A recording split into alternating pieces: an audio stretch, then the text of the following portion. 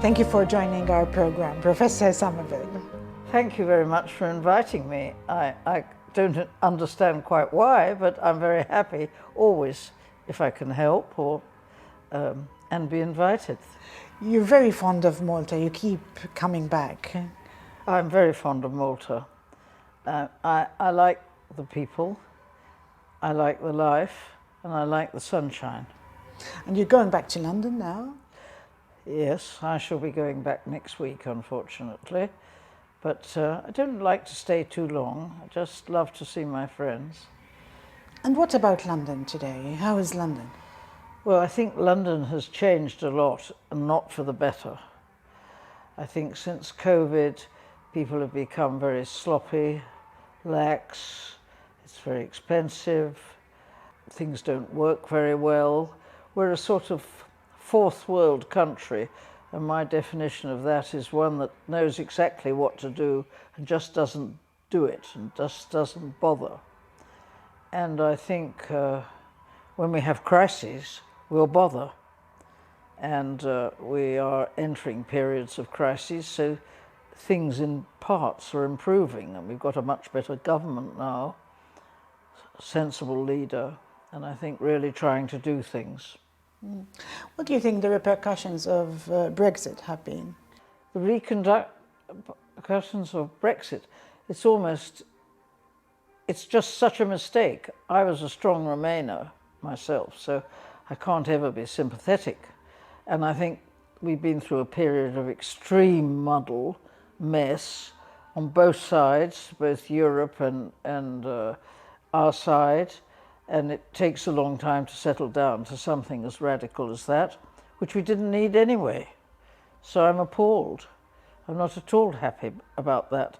And I hope that with our sensible leader now, that we mightn't come back to quite as we were before, but we still should be part of the European family, and they should stop trying to make things difficult for us, and we should try and make things a bit easier and be a bit more efficient ourselves.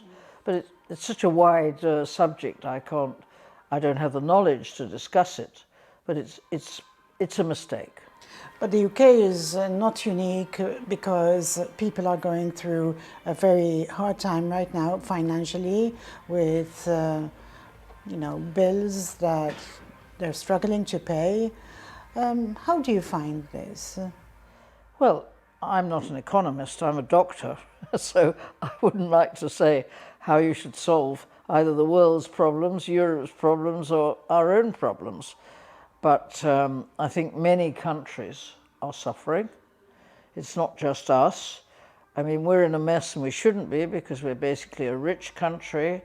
We basically have good relations. Okay, they may not be perfect with everybody. And now we're involved in a horrible war. So as soon as you're fighting or helping in a war, you've got continued costs, and I'm sure our budget for defence will be one of the first things to increase, which won't help people who are hard up. No, I think it's very worrying. Can we speak a bit about your profession? You remind me that you're a doctor. I can never forget you're a doctor. You're a very eminent doctor. No. Tell me a bit about your award that was presented by Princess Anne very recently. Oh, news travels fast.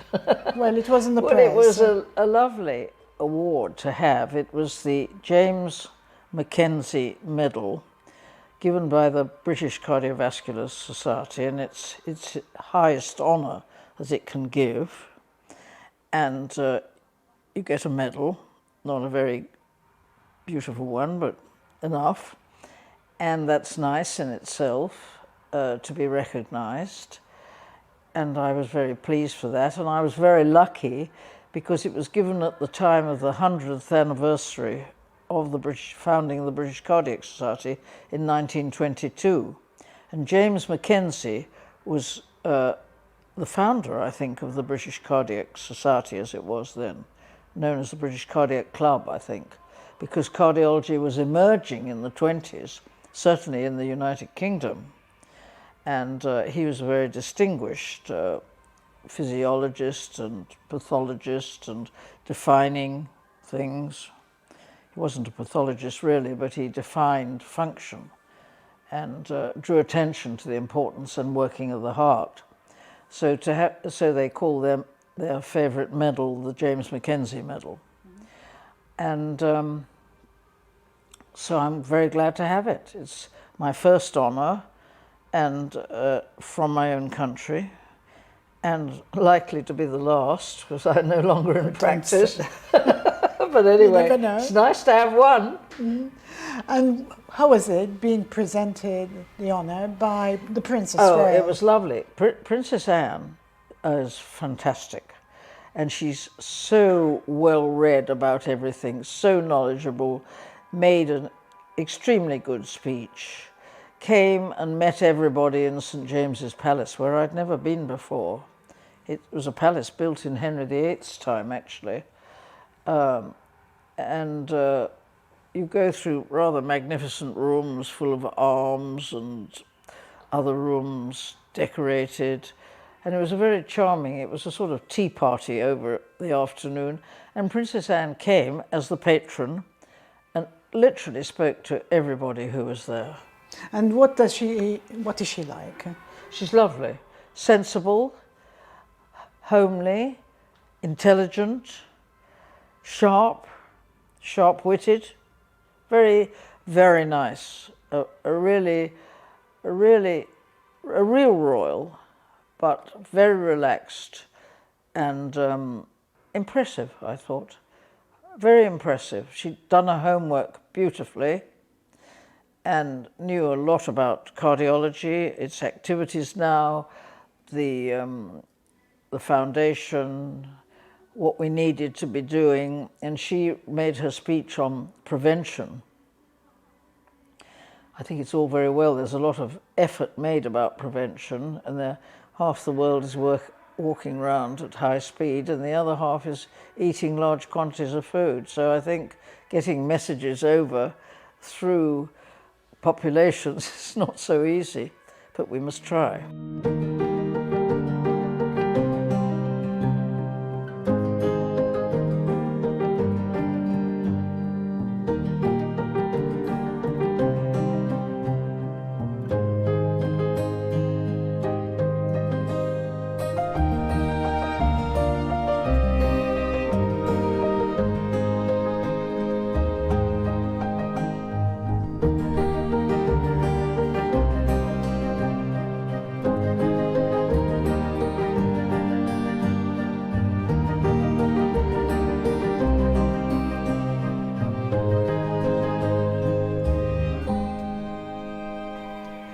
I mean, you were a pioneer in cardiology yourself. Well, don't be humble about it, because, I mean, it's a known fact. I wouldn't call myself a pioneer. I just established a service for a group of patients who existed because of the advance of medicine and surgery, actually. Because instead of 60% of children born with congenital heart disease, born with heart disease and anomalies, dying in the first year of life, they now more or less survive, except the very, very serious ones. Because you focused on this and specialty. they grow up. Mm-hmm. They grow up. Mm-hmm. And although I started I was interested in things in heart disease you were born with, not heart disease you acquire. I had no interest in coronary artery disease, I have to say, but I did train as a cardiologist. I'm not a pediatrician. But I was interested in these abnormalities, and now they have grown up. Mm-hmm. And there was no service for them because they were, I think at the only about 15% of patients actually survived who were born with heart disease, and there's 1 per 100, so quite a lot. Mm-hmm. And what are the statistics today? You know, where you've got good health facilities and good cardiac surgery, we'd expect at least 95% to reach adult life, when once upon a time, with nothing done, 15%.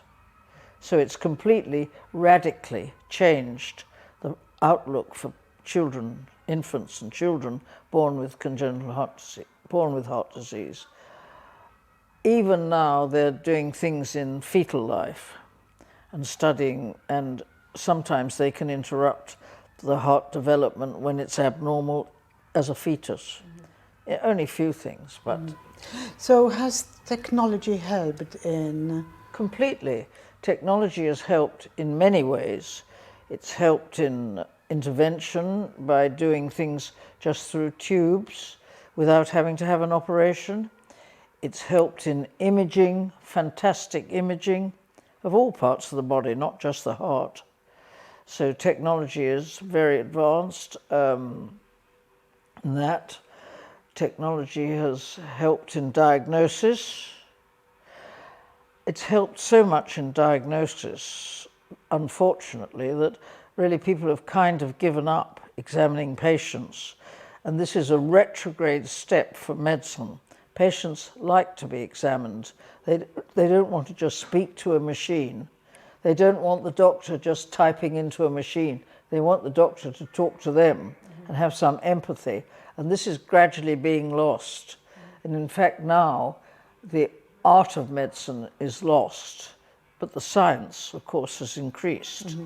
So that's a negative impact of technology. Well, it's a negative impact of human being. If man, I don't mean man, as I often, but the human is basically rather lazy, and if a machine can do it quickly and well by pressing a button, that's very attractive.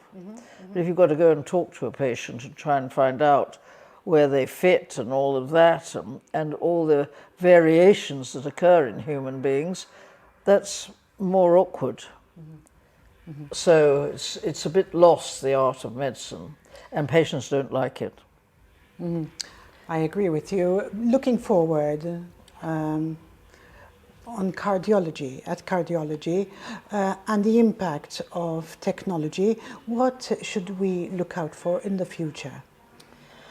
Well, this is a terrible question, especially as I don't understand technology, but what's happening? What are we going to see that's new? I think that cardiology in the near future, let's take that, I can't take the distant future, should focus on prevention. Technology will make diagnosis, most diagnoses, and many conditions will be able to be improved or corrected, not totally probably, by intervention rather than having an operation. So that's what the future is going to bring, less cardiac surgery. But we will still need cardiac surgeons, but they are not the great glamorous solver of all problems, strutting about, you know, saving little children and making a big scene about it. It's no longer glamorous like that anymore. It's a very hard grind using modern technology, and lots of the technology can be done by the physician by interventional means. So you think it's more like teamwork today? More like? Teamwork. Oh, it's absolutely, you have to have a teamwork. A long time you needed a teamwork, and you have to integrate imaging, technology, science, and modern, everything has to be together. So they have these meetings. Now this has a downside. It's very good to have all the brains there and deciding all from all points of view, but then they have to go and look after the patient, and the patient becomes like a sort of number. Oh, we've solved that one. So they don't know who their doctor is. They know they're looked after by a team, but when they get sick, they really don't have a relationship with a person, like in the old consultant days where you had your own consultant. I mean, these are all teaming around, you know, they're on duty, they're off duty, and they see whoever's sick, but there's no togetherness as far as the patient is concerned. What about Malta? I mean, we all know that heart disease is a big problem. Heart disease, diabetes. Yes, you've got a big problem. Do you think it's getting better in Malta? What you are know, your I'm views? not in a position to say, is it getting better? I think efforts are being made. I think cardiology is very good in Malta, high standard, good equipment, and also still good doctors. They actually do go and examine patients. My question was more relating to patients, actually, or people suffering from cardiology. Do you think they're more aware than they were before? I think there's much more awareness of the influence, how useful is exercise, diet, not being obese.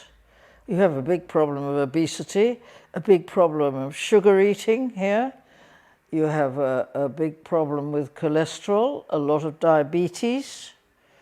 So I think they've still got to work hard at it, because you have a big diabetic population and that predisposes to heart disease. All these lifestyle factors, I still think you've got quite a lot of smoking, which is a major factor in arterial disease, because it damages the lining of the arteries. But in generations to come, do you believe that heart disease and diabetes is genetic? Oh, genetic is very important. I not only believe, it's been well shown. It's a very strong genetic predisposition, of course, and you must look to families who've got it. But it isn't only genes, it's lifestyle habits as well. Do you believe prevention is better than cure? Well, that's how we were all brought up. Prevention is better than cure. So why should it be? Of course prevention is better than cure. But we are going to have, with all these preventative measures and new medicines, we are going to have a very old population. And I think that's going to raise a lot of problems. Who's going to keep it? Who's going to look after them? It's a terrible thing to say, but there are some advantages in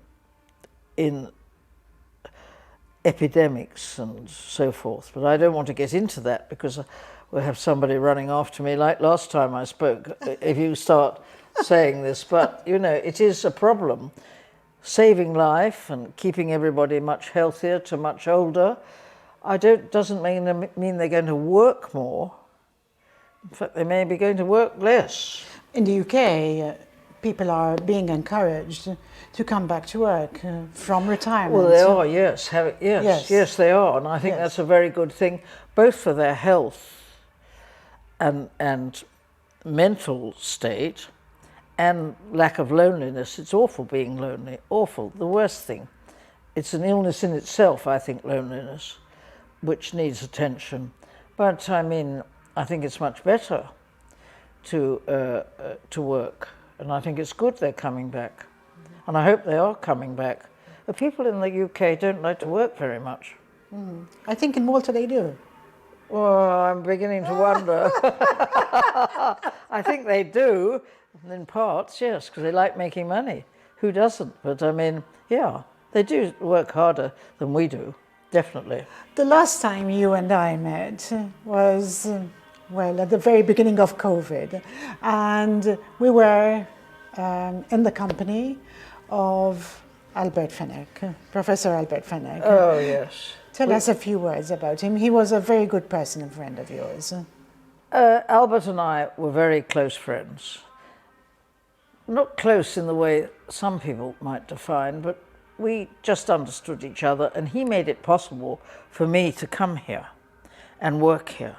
If he'd said no, I couldn't have come and established service, but he was very encouraging, and he told there were one or two people in the consultant body who didn't want this person coming, but he said, yes, we've got a lot of congenital heart disease, we need this service, and we need it in adults, and we need it in adult cardiology.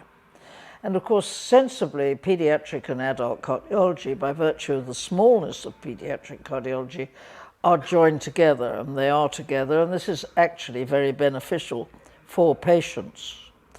And the pediatric cardiologist, pediatric cardiologist Victor Grech, was very encouraging. He'd liked to have it, and we did outpatients together, and with an adult cardiologist, Oscar Aquilina, and the three of us did outpatients every month, and we got on, and we worried, and we established obstetric links and other links that were needed. We changed a few things. And what was he like? You've known him for a long time.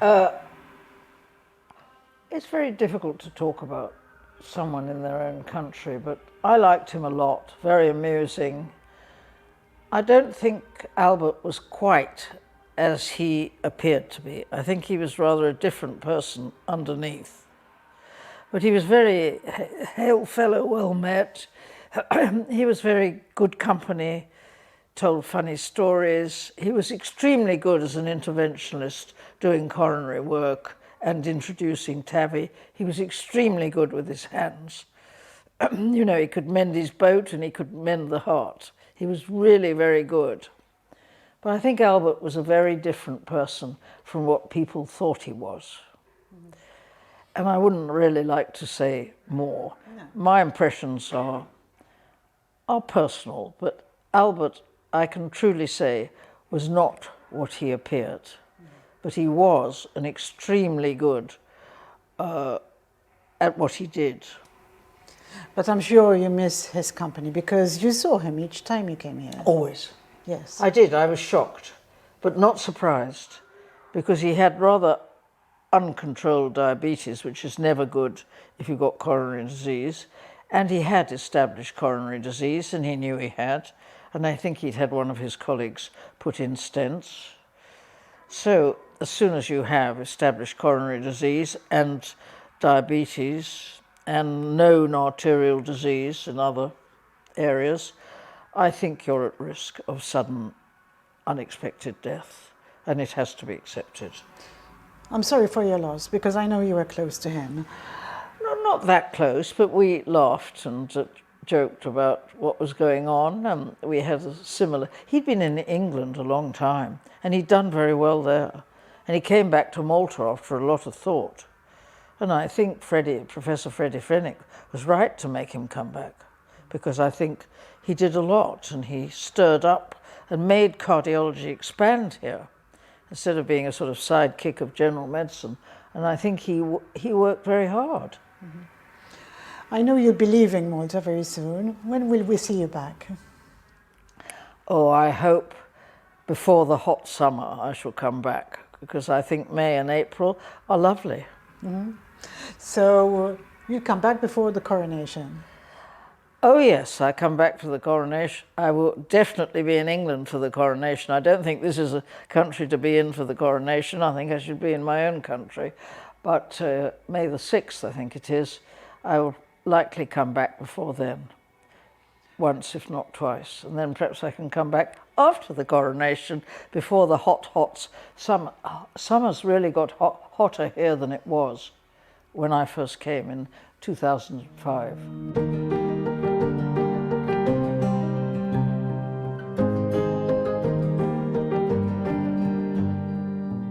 Jane Somerville is Emeritus Professor of Cardiology at Imperial College London.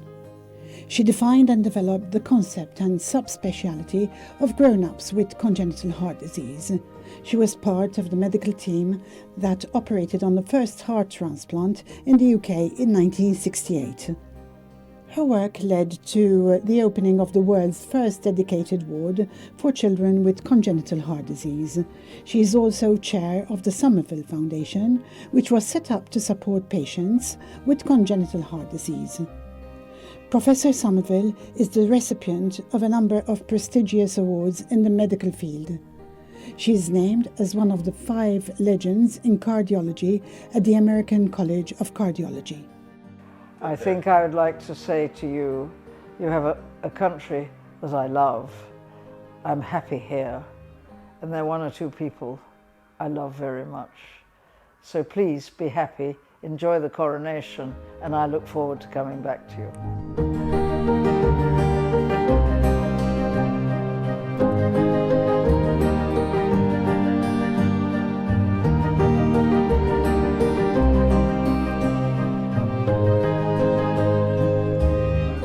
That was Professor Jane Somerville, a pioneer in medicine, during our medical news briefing in English. Should you have any comments, any questions, please send them to the number that appears on the screen. I'm Leah Hogg for Net TV.